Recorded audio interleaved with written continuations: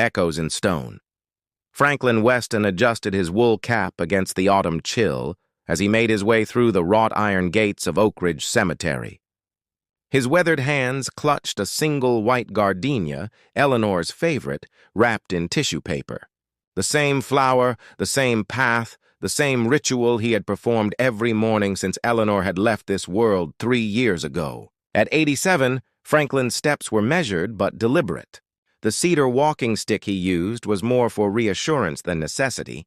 Eleanor had always teased that he was too stubborn to admit when he needed help. The thought brought a flicker of a smile to his lined face as he navigated the familiar stone pathway that wound between ancient oaks and marble monuments. "Morning, Joe," he called to the groundskeeper who was raking leaves near the chapel. Joe raised a hand in silent acknowledgement, another part of the unchanging rhythm of Franklin's days. Franklin had conducted the Boston Philharmonic for nearly 4 decades before retirement. His life had been measured in movements and tempos, in the rise and fall of batons and the swell of strings. Now, in the quietude of widowhood, he found himself conducting a much simpler composition, the steady adagio of grief, memory, and solitude. When he reached the simple headstone beneath the weeping cherry tree, Franklin paused. Someone was there, a small figure hunched on the ground beside Eleanor's grave. A child, it seemed, with a tangle of auburn hair escaping from a blue knitted hat. Franklin hesitated, his routine disrupted. In 3 years, he had never encountered anyone at Eleanor's grave. The cemetery was usually empty during his morning visits, which was precisely why he chose this hour. "Hello there," he said finally, his voice sounding rough from disuse. It was barely 9 in the morning, and he had not spoken aloud to anyone but Eleanor's stone since yesterday. The child looked up, revealing a heart-shaped face sprinkled with freckles. A girl, perhaps 9 or 10 years old, with solemn green eyes that seemed older than her years. She had a small notebook open on her lap and a pencil clutched in mittened hands. "Hello," she replied, her voice clear in the cemetery stillness. "Are you Mr. Weston?" Franklin's eyebrows rose in surprise. "I am. And who might you be, young lady?" "Olivia," she said simply, closing her notebook. "Olivia Novak." She made no move to leave, merely shifted slightly to make room for him beside the headstone. Franklin stood awkwardly for a moment before lowering himself carefully to the bench opposite the grave. He placed the gardenia gently against the stone. "Did you know my Eleanor?" he asked, though it seemed impossible. This child would not have been born when Eleanor was alive. Olivia shook her head. "No, sir, but I know she liked gardenias and that she played the piano, and that you bring her flowers every day at exactly 9 o'clock." Franklin felt a chill that had nothing to do with the October air. "How do you know these things?" The girl shrugged, tucking the notebook into the pocket of her red coat. "I come here a lot. I've seen you, and sometimes I read what's written on the stones." She pointed to Eleanor's headstone, which bore the inscription, "Eleanor Marie Weston, beloved wife and pianist, her music lives on." "I see," Franklin said, though he didn't, not really. "And why does a young girl like you spend time in a cemetery?" Olivia looked down at her hands. "It's quiet here. Nobody bothers me. And—" She hesitated. "The stories don't get lost here." "The stories? Everyone here has a story," she said, gesturing around at the graves. "But sometimes nobody comes to remember them anymore. So I do." Franklin felt something stir within him, the first movement of an unfamiliar composition. He studied the girl's serious face, wondering about her own story. "Well, Olivia Novak," he said at last, "since you're here, would you mind if I talked to Eleanor for a bit? It's part of my morning routine." "I don't mind," she replied, but made no move to leave. Instead, she pulled her notebook back out and opened it, pencil poised. So Franklin began to speak to his wife as he always did, telling her about the changing leaves and the neighborhood gossip, though he felt self-conscious with the girl listening. When he finished, he played the small silver music box he carried in his pocket, a Debussy piece that had been Eleanor's favorite. When the tinkling notes faded, Olivia looked up from her notebook. "That was pretty," she said. "What was it called?" "Clair de Lune," Franklin replied. "Moonlight?" Olivia nodded solemnly. I think she heard it, she said. Franklin studied the peculiar child. Will you be here tomorrow, Olivia? Yes, she said with certainty. I come every day, too. As Franklin rose to leave, he felt oddly lighter than when he had arrived. Then perhaps I'll see you tomorrow. You will, Olivia said, returning to her notebook. Same time. 9 o'clock. Franklin walked away. The rhythm of his steps somehow altered, as if the tempo of his carefully conducted grief had shifted ever so slightly into something new. The collector of forgotten melodies. For the next week, Franklin arrived at Eleanor's grave to find Olivia already waiting, perched on the small stone bench with her notebook open. On the 8th day, curiosity finally overwhelmed his natural reserve. May I ask what you're writing in that notebook of yours? Franklin lowered himself onto the bench beside her, his joints protesting the damp November chill. Olivia hesitated, clutching the worn blue notebook to her chest. It's my collection, she finally said, her voice barely above a whisper. My grandmother says I'm peculiar for doing it. Doing what exactly? Franklin asked, placing the day's gardenia against Eleanor's headstone. Collecting forgotten things. She opened the notebook, revealing pages filled with childish but surprisingly detailed handwriting. Names, dates, inscriptions, and the stories I imagine about them. Or the real stories when I can find someone who remembers. Franklin glanced at the page she had opened. It contained a sketch of Eleanor's headstone, the inscription copied precisely, and notes about the music box and gardenias. Below it was written, Mr. Weston comes at 9 every morning. He talks to her about ordinary things as if she's just in another room. His hands shake when he opens the music box. I see, Franklin said softly, oddly touched by her observations. And why do you collect these stories, Olivia? She looked up at him with those serious green eyes. Because somebody should. My grandmother says when the last person who remembers you dies, that's when you're really gone. She closed the notebook carefully. I don't want anyone to be really gone. Your grandmother sounds like a wise woman, Franklin said. Do you live nearby with her? Olivia nodded toward the east. In the Blue House on Maple Street. It's just me and Grandma Dorothea now. My parents are in the army stationed overseas. They send letters, but they can't come home very often. The revelation helped explain the girl's old soul demeanor. That must be difficult for you, Franklin said gently. It's okay. Grandma needs me, Olivia replied with a small shrug. She forgets things sometimes. Important things, like turning off the stove or taking her medicine. That's why I go to Westbrook Elementary now, so I can help her. Franklin processed this information, wondering about the weight of responsibility on such small shoulders. And your grandmother knows you come here? A flicker of discomfort crossed Olivia's face. Not exactly. She thinks I go to the library after school. I do go there sometimes, but... She gestured around the quiet cemetery. It's more peaceful here. Nobody stares at me or asks questions about my parents. Franklin understood the desire for solitude all too well. After Eleanor's death, he had retreated from their wide circle of friends, preferring the company of memories to the awkward sympathy of the living. I was a conductor, he said, surprising himself with the disclosure. Boston Philharmonic? Olivia's eyes widened. You conducted a real orchestra? With the stick thing and everything? A baton, Franklin corrected with a smile. Yes, for nearly 40 years. Eleanor was the real musician, though. She played piano for the Boston Conservatory. That's how we met. At a charity concert in 1957. She was playing Rachmaninoff and I was completely transfixed. What's Rachmaninoff? Olivia asked, already scribbling in her notebook. Not what, who? Franklin said. Sergei Rachmaninoff was a Russian composer. Eleanor loved his work. The romance and melancholy of it spoke to her soul, she always said. For the next hour, Franklin found himself telling Olivia about Eleanor's musical career, how she had given it up to raise their son Thomas, who now lived in Seattle with his own family, how she had taught piano from their home instead, nurturing generations of young musicians while keeping alive her own passion for music. Could you teach me something? Olivia asked suddenly. Teach you? About music.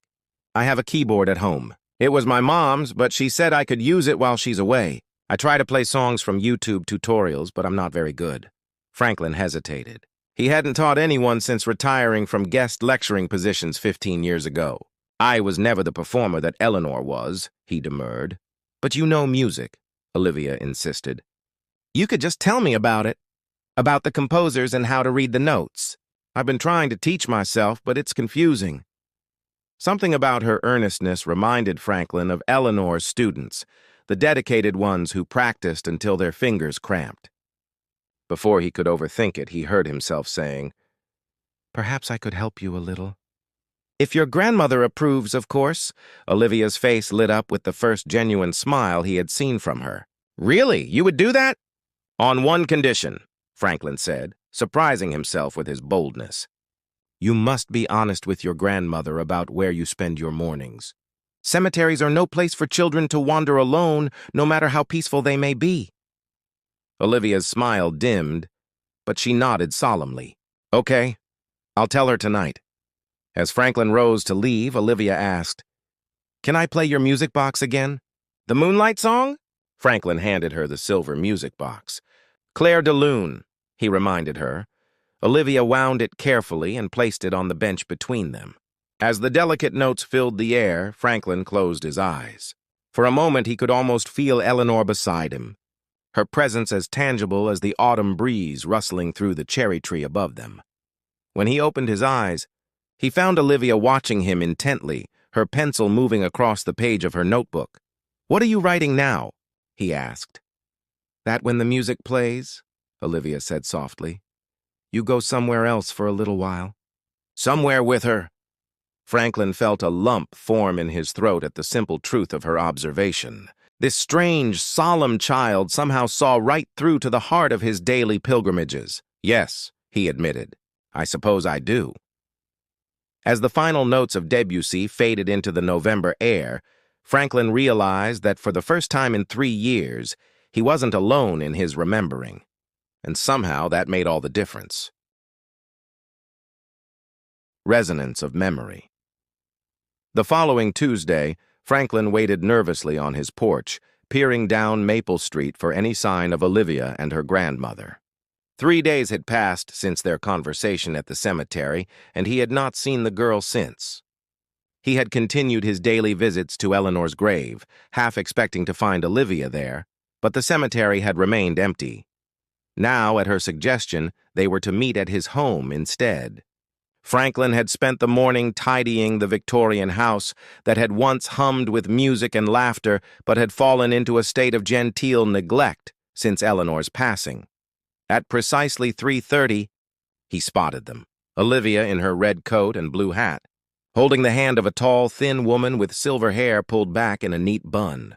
Dorothea Novak walked with the aid of a cane but held herself with dignity, her posture suggesting a lifetime of discipline. Franklin met them at the gate. "Mrs. Novak, I'm Franklin Weston.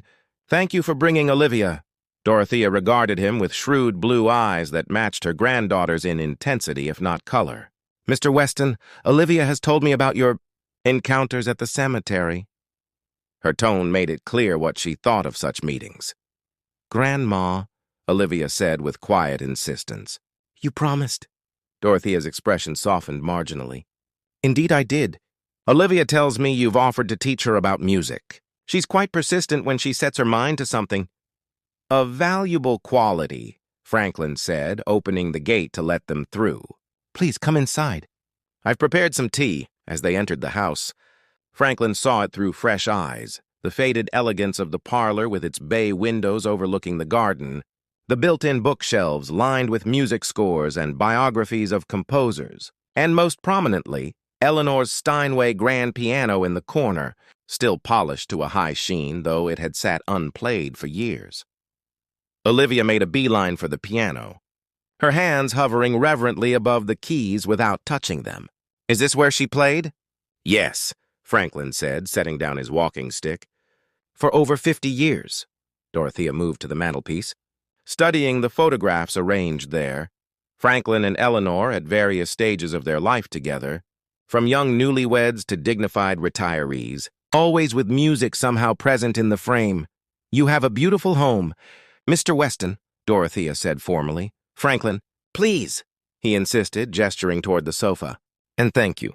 We bought it when I received the conductor position in 1963. Eleanor said it had good acoustics. He smiled at the memory. She could tell just by clapping her hands in the foyer. While Franklin prepared tea in the kitchen, he could hear Olivia's excited whispers to her grandmother and the low murmur of Dorothea's responses. When he returned with the tray, Olivia was seated at the piano bench, still not touching the keys. "May I?" she asked, her voice hushed with reverence. Franklin set down the tray. "Of course."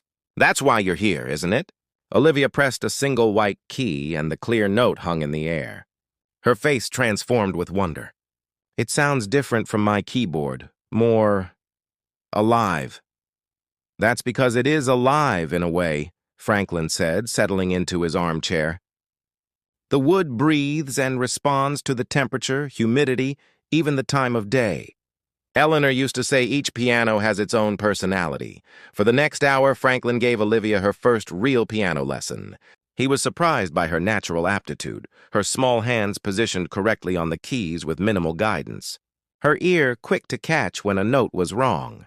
"She has talent," he told Dorothea, as Olivia practiced a simple 5-finger exercise. "Remarkable for someone with no formal training." "Her mother played," Dorothea said, watching her granddaughter with a mixture of pride and melancholy, before she enlisted. "Olivia must have inherited her ear." "Music often runs in families," Franklin agreed, "like mathematics or artistic ability." As the lesson progressed, Dorothea gradually relaxed, her initial suspicion giving way to cautious approval. When Olivia successfully played a simplified version of "Twinkle, Twinkle, Little Star," her grandmother actually applauded. "Very good, Olivia." "You're a natural, just like your mother." Olivia beamed at the praise.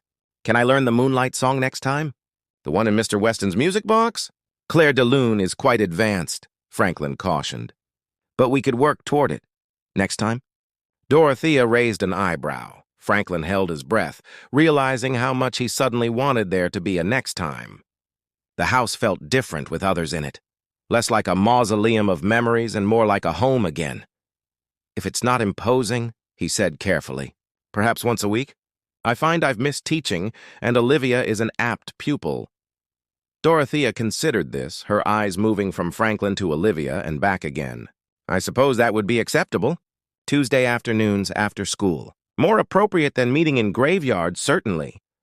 "I still want to go to the cemetery sometimes," Olivia said, a stubborn set to her jaw. "To visit Eleanor." Franklin felt a curious warmth spread through his chest at her words. The idea that Eleanor would continue to receive visitors even when he was no longer able to make the journey himself was strangely comforting. "Perhaps we could all go together occasionally," he suggested. "I could bring an extra gardenia." Dorothea's expression softened almost imperceptibly. "We'll see." As they prepared to leave, Olivia lingered at the piano, reluctant to part from it. "Will you play something for us before we go? Something Eleanor liked?" Franklin hesitated. He had not touched the piano since Eleanor's death, preferring to preserve it exactly as she had left it. But something about Olivia's earnest request made refusal impossible. Slowly he lowered himself onto the bench, feeling Eleanor's presence there as he always did at her grave. His fingers, stiffer now with age and arthritis, found the opening chords of Debussy's Claire de Lune, not the simplified music box version, but the full, sweeping composition. As the familiar melody filled the room, Franklin closed his eyes, letting the music carry him back to countless evenings when Eleanor's hands, not his, had brought these notes to life. When he reached the crescendo, he felt a small weight settle beside him on the bench, Olivia, watching his hands with rapt attention. In that moment, something shifted within Franklin, a recognition that perhaps Eleanor's music hadn't died with her after all. Perhaps, like the stories Olivia collected in her notebook, it could live on through new hands, new ears, new hearts. When the final notes faded, there was silence. Franklin opened his eyes to find both Olivia and Dorothea watching him, the former with undisguised awe, the latter with unexpected tears glistening in her eyes. "Well," Dorothea said, clearing her throat, "I believe we've found a suitable teacher for you, Olivia." As they walked to the door, Olivia tugged at Franklin's sleeve. "I forgot to bring my notebook today, but I'll remember what you played, every note." "I'm sure you will," Franklin replied, touched by her determination. Music has a way of writing itself on the heart. After they had gone, Franklin returned to the piano. The keys still held the warmth of his fingertips. The room still resonated with echoes of Debussy. For the first time since Eleanor's passing, he didn't immediately feel the crushing weight of her absence. Instead, he felt a curious anticipation for the following Tuesday, and the Tuesday after that. Perhaps this was what Eleanor had been trying to tell him all along, in those final days when she made him promise not to let music die with her. Perhaps this strange, solemn child with her notebook of remembrances was the answer to a prayer he hadn't known he was still praying. Dissonance and harmony by mid-December, the Tuesday afternoon lessons had become the highlight of Franklin's week. Olivia progressed with remarkable speed, her natural aptitude bolstered by diligent practice on her keyboard at home. Franklin found himself planning each lesson with meticulous care, selecting pieces that would challenge but not frustrate his young pupil. Dorothea no longer accompanied Olivia to the lessons, instead allowing her granddaughter to walk the 3 blocks alone, a sign of growing trust that Franklin didn't take lightly. They had settled into a comfortable routine, an hour of formal instruction, followed by tea with honey and the cranberry scones that Olivia favored, and finally, stories about Eleanor and the world of classical music that had been the backdrop of Franklin's life. "Did Eleanor ever play in Carnegie Hall?" Olivia asked one afternoon, her fingers sticky with honey as she turned pages in one of Eleanor's old photo albums. "Twice," Franklin confirmed, pointing to a black-and-white photograph of a younger Eleanor in an evening gown, taking a bow before a grand piano. "Once before we were married and once for a charity concert in 1972. She was magnificent both times." Olivia traced the outline of Eleanor in the photograph. "I wish I could have heard her play." "So do I," Franklin said softly. Then, brightening, he stood with some effort. "But perhaps you can, in a way. Wait here." He disappeared into the study and returned with a dusty record sleeve. Eleanor recorded an album in the 1960s, classical selections for piano, including your favorite Debussy piece. Olivia's eyes widened as Franklin carefully extracted the vinyl record and placed it on the old turntable in the corner. The speakers crackled with static, then filled the room with the crisp, confident notes of Eleanor's piano. "That's her?" Olivia breathed, sitting perfectly still as if afraid any movement might disturb the music. "That's her," Franklin confirmed, his throat tight with emotion. They listened in silence until the first piece ended. When Eleanor's rendition of Clair de Lune began, Olivia closed her eyes, her fingers moving slightly in her lap, mimicking the fingering she had been practicing. "I want to play like that someday," she said when the record finished. "Exactly like that." "You have the potential," Franklin told her honestly, "but it will take years of practice." "I don't mind," Olivia said with the simple confidence of youth. "I have time." The following Tuesday, however, Olivia didn't appear at the usual time. Franklin waited by the window, watching the snow begin to fall as the clock ticked past 3:30, then 4. Concern mounting, he finally called the number Dorothea had left for emergencies. "Mr. Weston?" Dorothea answered, her voice tight with strain. "I apologize for not calling. Olivia is unwell today. A winter cold, the doctor says. Nothing serious, but she needs rest."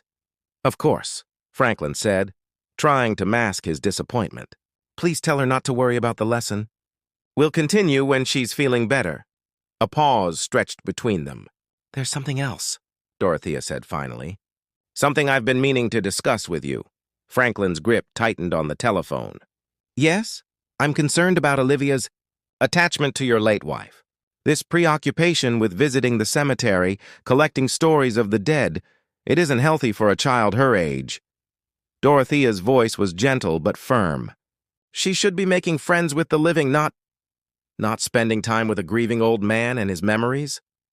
Franklin finished when she trailed off. Another pause. "That's not what I meant exactly. The music lessons have been wonderful for her. But this fixation on death and loss, she's only 9, Mr. Weston." Franklin sank into his chair, feeling suddenly every one of his 87 years. "I understand your concern," he said carefully, "but I believe Olivia is working through her own sense of loss, her parents' absence, perhaps even anticipating yours someday. Children are more aware of these things than we give them credit for." "Perhaps," Dorothea conceded. "But I've received a call from her teacher. Olivia's been writing stories in class, stories about people who have died, detailed descriptions of funerals and grieving relatives. It's concerning the school counselor." Franklin closed his eyes, remembering Olivia's solemn dedication to her notebook of remembrances. "She's processing complex emotions the only way she knows how," he said. "Through stories and music." "Be that as it may," Dorothea said, her tone firming. "I think it would be best if we took a break from the cemetery visits. The piano lessons can continue, but I'd prefer if we kept the focus on music, not memorials." Franklin wanted to argue, but found he lacked the strength. A familiar heaviness had settled in his chest that morning, the pressure that his doctor had warned him about at his last checkup. "As you wish," he said finally. "Olivia's well-being comes first, of course." After hanging up, Franklin sat in the growing darkness, the house around him silent except for the ticking of the grandfather clock in the hall. The snow outside fell more heavily now, muffling the sounds of the neighborhood, creating a cocoon of winter stillness around the old Victorian. Without meaning to, he found himself at the piano, his fingers finding the opening notes of Clair de Lune. But the heaviness in his chest intensified, and after a few measures he had to stop, his breath coming in shallow gasps. "Ah, Eleanor," he whispered to the empty room. "I think our time may be growing short." The next day, Franklin didn't make his usual journey to the cemetery. The snow had piled into drifts overnight, and his chest pain had not abated. He called his doctor, who insisted on sending an ambulance. "Minor heart attack," Dr. Levinson confirmed hours later in the hospital room. "Not your first, according to your records. You're lucky your neighbor noticed you hadn't cleared your walk and checked on you." Franklin barely heard the doctor's subsequent explanation of treatments and precautions. His thoughts were with Olivia, wondering if she would think he had abandoned their lessons, wondering if Dorothea would even tell her where he was. 3 days later, Franklin was released with strict instructions to rest and avoid exertion, especially in cold weather. No more daily walks to the cemetery, at least until spring. He was settling back into his armchair at home, a blanket tucked around his legs by the visiting nurse. When the doorbell rang, the nurse answered it. And a moment later, Olivia burst into the living room, her cheeks flushed with cold, her eyes wide with concern. Behind her, Dorothea hovered in the doorway, looking torn between disapproval and compassion. "Mr. Weston," Olivia exclaimed, rushing to his side. "Grandma said you were in the hospital. Are you going to die?" "Olivia!" Dorothea admonished sharply. "What a thing to ask!" But Franklin waved away her concern. "It's a fair question," he said, then turned to Olivia. "No, my dear, not just yet. My heart is old and a bit cranky like the rest of me, but it's still ticking along." Olivia's face relaxed somewhat. "Good, because I've been practicing the Moonlight Song every day. Listen." Before either adult could stop her, she darted to the piano and began to play. Her rendition of Clair de Lune was simplified and hesitant in places, but the essence of the piece was unmistakable. Franklin felt tears spring to his eyes as the familiar melody filled the room. Dorothea moved to stand beside his chair, her hand coming to rest lightly on his shoulder. "She insisted on practicing every day you were gone," Dorothea said quietly. "Said she wanted to surprise you when you came back to the cemetery." "I'm afraid my cemetery days are on hold for a while," Franklin admitted. "Doctor's orders." "Then we'll bring the music to you," Olivia declared, finishing the piece with a flourish that was pure Eleanor. "And I can tell you the stories I've been collecting. I've got 3 new ones." Dorothea sighed, but her expression had softened. "Perhaps we've both been too rigid," she said to Franklin. "Olivia needs music in her life, that much is clear. And perhaps her way of understanding loss isn't so strange after all." Franklin covered her hand with his own. "None of us navigate grief in the same way," he said. "Olivia finds comfort in remembering, in keeping stories alive. There are worse ways to cope with the knowledge that nothing lasts forever. As Olivia launched into an enthusiastic rendition of Fur Elise, Franklin watched the snow falling gently outside the window. For the first time in years, he didn't feel the absence of Eleanor as a raw wound. Instead, he felt her presence in the music filling the house, in the eager young hands bringing the piano back to life, and in the simple act of sharing stories that kept memory alive.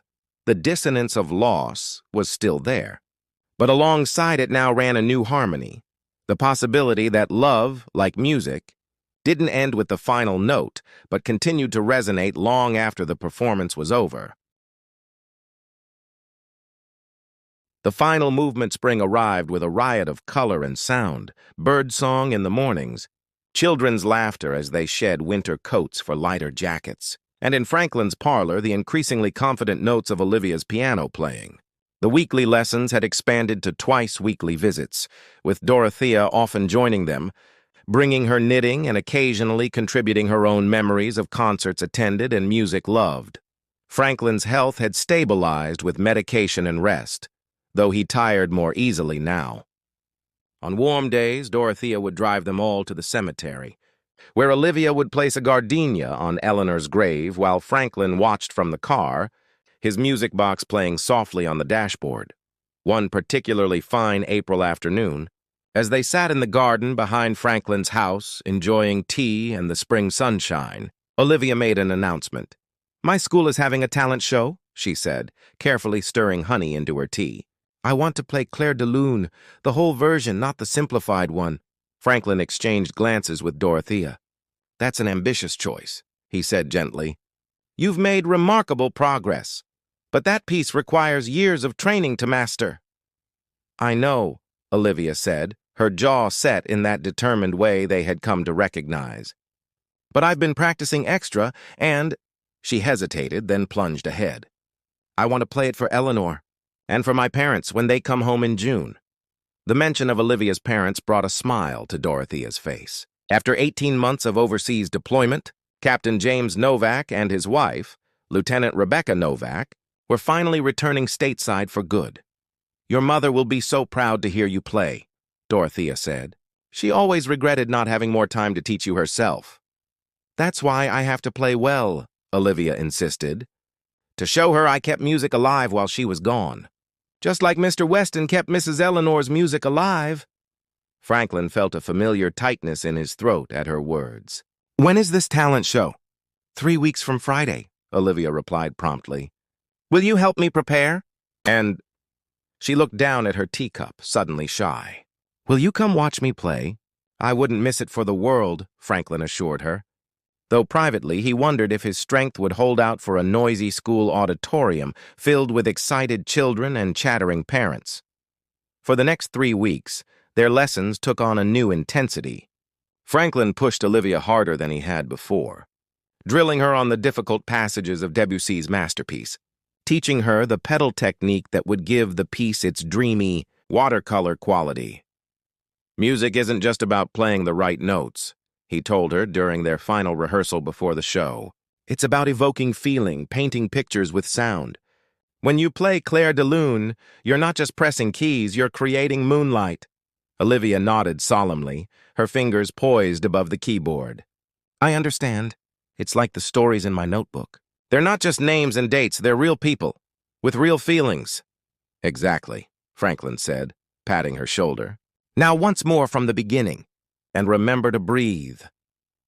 The night of the talent show arrived with an unexpected complication, a spring thunderstorm that rattled windows and flooded the streets with sheets of rain. Franklin stood at his front window, watching the downpour and feeling a familiar heaviness in his chest. The telephone rang, and he knew before answering that it would be Dorothea, concerned about his attending in such weather. The doctor wouldn't approve. "Franklin," she said, practical as always. "Olivia will understand if you watch the video recording instead." "Nonsense," Franklin replied with more firmness than he had mustered in months. "I made a promise. Besides, Eleanor never missed one of Thomas's school performances, rain or shine." "At least let us pick you up," Dorothea insisted. "James arrived home early, surprised us this afternoon." He's got the family car and he's eager to meet you."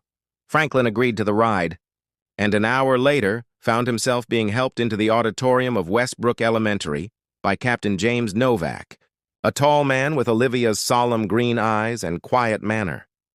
"Olivia talks about you constantly in her letters," James told him as they found seats near the front. "The famous Maestro Weston who teaches her piano and tells her stories. She says you're teaching her how to keep people alive after they're gone." Franklin felt momentarily flustered. "I've merely shared my memories of Eleanor. Olivia draws her own conclusions." James nodded thoughtfully. "My daughter has always been unusually concerned with permanence, with what lasts and what doesn't. Perhaps that's our fault, with both Rebecca and me deploying so often. Children are more resilient than we give them credit for," Franklin said, "and Olivia has found her own way of coping, through stories and music. There are less healthy outlets for such concerns." The lights dimmed before James could respond, and the talent show began, a parade of nervous children performing magic tricks, dance routines, and off-key renditions of popular songs. Franklin felt his chest tighten as the minutes ticked by, but whether from anxiety or his heart condition, he couldn't tell. Finally, the principal announced, "And now, Olivia Novak will perform Clair de Lune by Claude Debussy." A hush fell over the auditorium as Olivia walked onto the stage, her blue dress matching the ribbon in her hair. She looked impossibly small beside the school's upright piano, but as she took her seat, her back straightened with a performer's confidence that reminded Franklin painfully of Eleanor. Olivia paused, her hands hovering above the keys. Then she looked out into the audience, scanning the rows until she found Franklin. With a small nod that only he would recognize, the same nod Eleanor had always given him from the stage, she began to play. The first notes were hesitant, but as the piece progressed, Olivia seemed to grow more assured. There were small mistakes, notes that blurred together or tempos that rushed, but the essence of the piece emerged intact. The gentle rise and fall, the cascading arpeggios like moonlight on water. Franklin closed his eyes, letting the music wash over him. In his mind, he saw Eleanor at the Steinway, her fingers dancing across the keys. Eleanor in their kitchen humming Debussy while she cooked. Eleanor in her hospital bed, making him promise to keep music in his life after she was gone. When he opened his eyes, he was startled to find tears streaming down his face. Beside him, James Novak was similarly affected, his military bearing softened by emotion as he watched his daughter play. As Olivia reached the piece's final, gentle resolution, Franklin felt something shift within his chest, not the painful pressure of his heart condition, but a different kind of release, as if a burden he had carried for years was finally being set down. The audience erupted in applause as Olivia finished, with James, Dorothea, and Franklin on their feet first. Olivia beamed from the stage, her eyes finding Franklin's again as she took a small, perfect bow. Later, as they celebrated over ice cream despite the lingering rain, Olivia presented Franklin with a gift, her notebook, the pages now filled with stories, sketches, and musical notations from their months together. "This is for you," she said solemnly. "So you can remember everything just like I do." Franklin leafed through the pages, touched beyond words by this record of their unlikely friendship. "This is your collection," he protested gently. "Your remembrances." "I can start a new one," Olivia said with the practical confidence of youth. "Besides, most of these stories are about Eleanor. They belong with you." Across the table, Rebecca Novak, newly arrived from the airport and still in her uniform, exchanged a look with her husband. "We've been talking, Mr. Weston," she said. "James has been stationed permanently at Fort Harrison, just 20 minutes from here. We'll be moving into a house in the neighborhood next month." "Olivia tells us you've been an extraordinary teacher," James added. "We were hoping you might consider continuing her lessons, officially this time. With proper payment, of course." "And perhaps," Rebecca added with a gentle smile, "you could join us for Sunday dinners sometimes? Olivia says your stories are even better than your piano lessons." Franklin looked around the table at these people who had somehow become part of his life when he had thought the final movement of his days would be played in solitude. "I would be honored." he said simply. That night, after James drove him home through the clearing rain, Franklin sat at the piano in the soft lamplight. He opened Olivia's notebook to a page where she had carefully copied out the sheet music for Claire de Lune, adding her own notations about tempo and feeling. In the margin, she had written in her childish hand, "Music doesn't die with the musician. Stories don't die with the storyteller. They live as long as someone remembers to play them, to tell them, to listen." Franklin's fingers found the keys, and he began to play, not Debussy this time, but a simple melody of his own composition, one he had been hearing in his dreams these past months. As the notes filled the room, he felt Eleanor's presence not as an absence to be mourned, but as an ongoing conversation, a theme and variation that continued to evolve even when the original composer was gone. Outside, the rain had stopped, and moonlight, Claire de Lune, filtered through the parting clouds, casting piano-key shadows across the floor. Franklin played on, adding new phrases to his composition, imagining Olivia learning them someday, perhaps adding her own interpretations, her own stories, the symphony of remembered things, he thought, never truly ends. The end.